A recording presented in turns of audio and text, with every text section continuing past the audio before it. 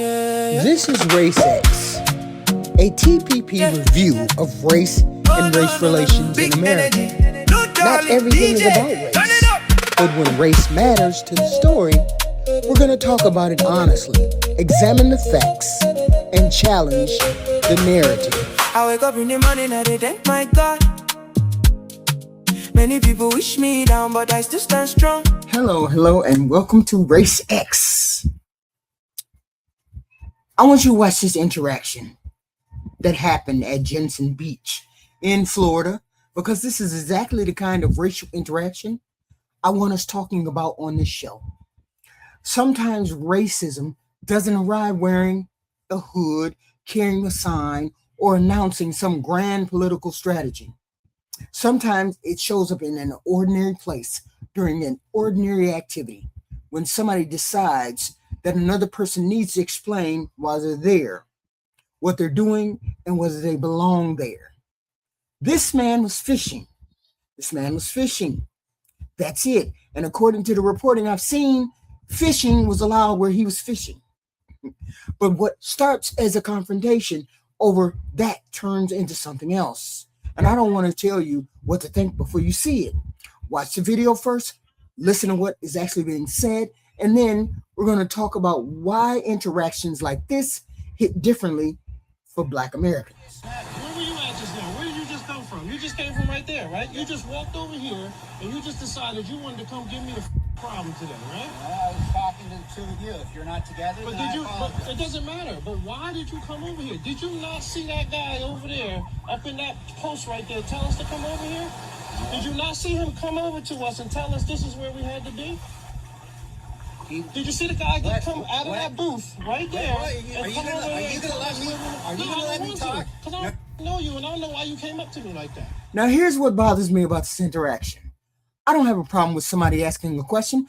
I don't even have a problem with two people disagreeing.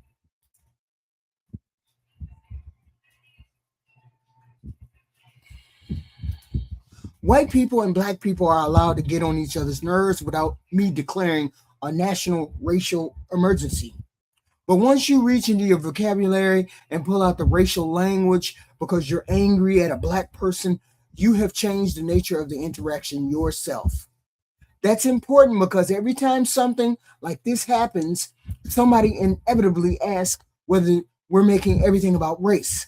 No, everything isn't about race. That's actually one of the reasons I created RACEX. I don't want to call every disagreement between people of different races racist. But when somebody introduces race into the disagreement, I'm not going to pretend it isn't there just because acknowledging it makes people uncomfortable. Let's finish the tape. You over here. Where's your badge? He said, Who are you? Where's your badge? I'm fire department as well. Where's your badge? You got no pockets. You're talking about you're the fire department. Yes. This is the beach. This is that's not right. a fire. That's right. So what he said, So lifeguards are part of the fire department. if he wanted you I'm to go dealing have with fun, here. go about your business, do whatever it is you were doing before you came over to me, go about your business. Go about your, what'd you say?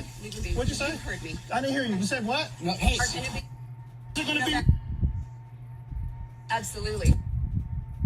you back up right now. 100%, Nick. 100%. That's what you said, right? Now that's crazy. Think about how extraordinary this situation was. A man went fishing. He wasn't applying for a mortgage. He wasn't interviewing for a job. He wasn't standing in front of a police officer. He wasn't involved in some political demonstration. He was fishing. And somehow even something as simple as that became an opportunity for a racial confrontation. Why did she escalate it to that point? That's what I want people to understand when Black Americans talk about racism being exhausting. It isn't necessarily because somebody wakes up every morning expecting to encounter a KKK rally or a KKK person for breakfast. It's because you don't always know when race is going to suddenly enter an otherwise ordinary interaction. See, he never said anything out of the ordinary, and this woman comes up and says a racial slur. Pew Research found that about 3/4 of Black Americans say they have personally experienced racial discrimination, either regularly from time to time. Think about that number. That's not a tiny group of people telling the same story. That's roughly 3 out of every 4 Black Americans saying, in one form or another, I've experienced this. And here's the part people don't always consider.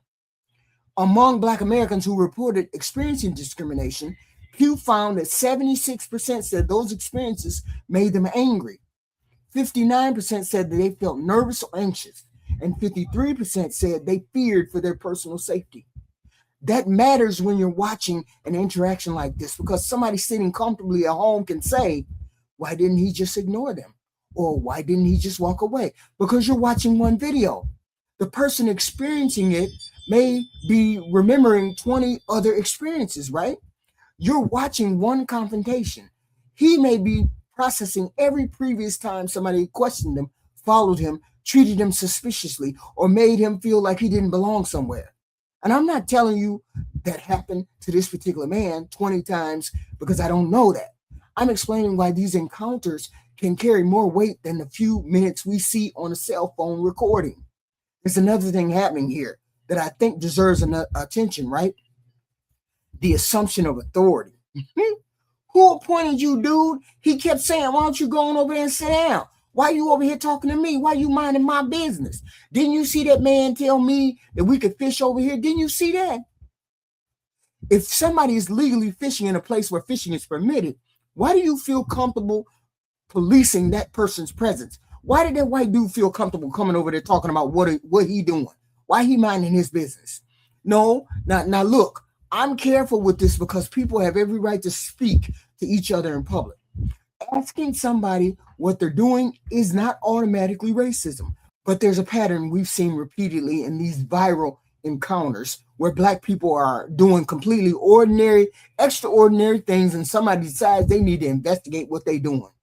We've seen Black people questioned while swimming, entering their own apartment buildings, sitting in coffee shop, bird watching, all of these weird things, and simply existing in their neighborhoods where somebody decided they look suspicious.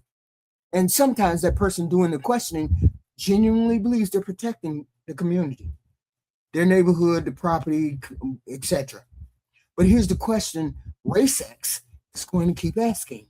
Why did this particular person trigger your suspicion? That's where racial bias gets more complicated than somebody screaming a racial slur. Because racial bias isn't always conscious. A person doesn't necessarily sit there thinking, I'm going to discriminate against this Black person today. Bias can operate through assumptions about who belongs, who looks suspicious, who's dangerous, who's likely to be breaking a rule, or whose presence needs explaining. Gallup reported in 2025 that 64% of Americans believe racism against Black people is widespread in the United States. More importantly, Black Americans themselves report substantial differences in how they believe they're treated in everyday institutions, including workplaces, stores, and interactions with police. When somebody says, why are Black people always talking about race? My answer is that sometimes we aren't the ones who brought race into the room. That's exactly what happened here. He was minding his own business, going fishing. The gentleman decided he had the authority to come up and ask him about it. And then when he got hassled, harassed, or he got pushback from the gentleman who's fishing, his wife, whoever she was, walked up and said a racial slur. Okay. She started the race. She brought race into it. The moment you reach for somebody's race as the weapon you're going to use against them, you've told me something. Maybe you didn't start the confrontation because of race. I can't climb inside your head and determine that. But when you became angry, race was sitting close enough to the surface in your mind that you knew exactly where to reach for it. Yeah. Oh, no. Big energy. No, darling. DJ, turn it up.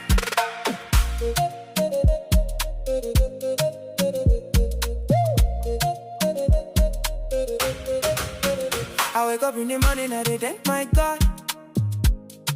Many people wish me down, but I still stand strong.